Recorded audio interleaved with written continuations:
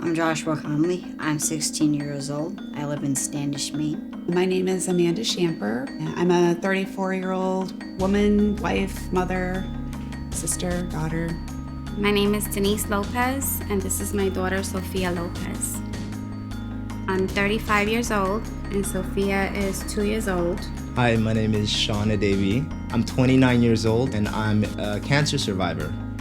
3 years ago, I was diagnosed with leukemia and told that I needed a bone marrow transplant to save my life. I was 9 when I first was diagnosed.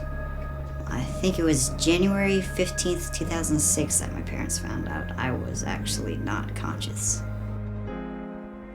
I was 7 weeks pregnant with my third child, and my doctor called me at home and told me that he thought I had leukemia.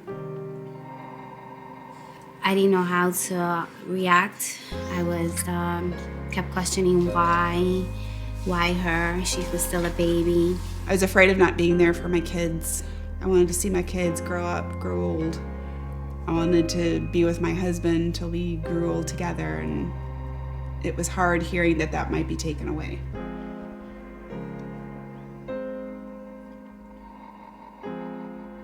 I don't really remember being really scared a lot of the time. I just wanted to be normal. I remember just wanting to be normal a lot, I lost 75 pounds. I couldn't eat. I lost a lot of mobility and even the ability to walk. I would hear her crying, but it wasn't a crying of hunger. It was a pain cry. So I know that she's been through a lot.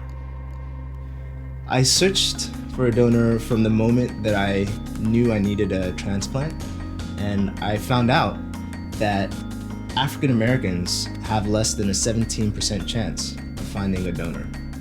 We were very scared that we couldn't find anyone to do a transplant for her.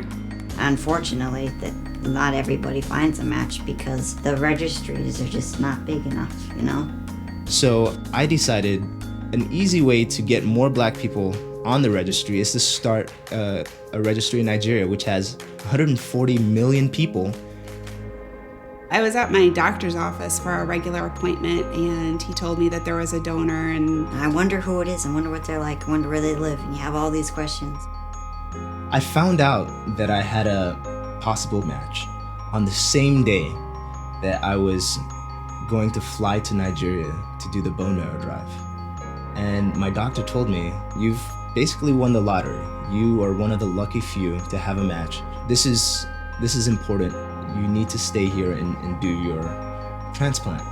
And so I had a decision to make.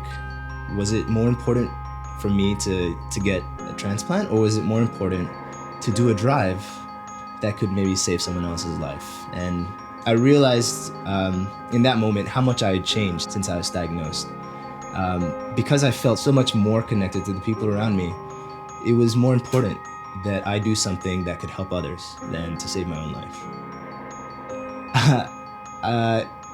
I decided to disobey my doctor's orders and do this drive. I'm not sure if she ever forgave me.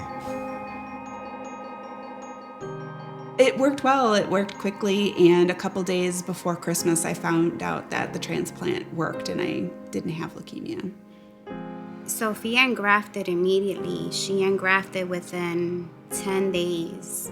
It really was like our Christmas miracle. My mom was there, and we were just both ecstatic that it worked. It just changes how you look at everything, really. Everything looks brighter. Everything sounds more intense. I don't know how else to describe it. It's just, I always loved the beauty, but I can see it more vibrantly, and everything is more exciting, and I just feel it in my bones. Everything is wonderful, I guess. Watching my daughter every day, knowing that I have her still in my arms and to give her a kiss every night is what makes me happy every day. I know there's not always going to be good times, but you just got to try to get through those bad times and get to where you need to be. There's always hope. No matter how bad things get, things pass. You just gotta be happy and enjoy life. You gotta live while you can.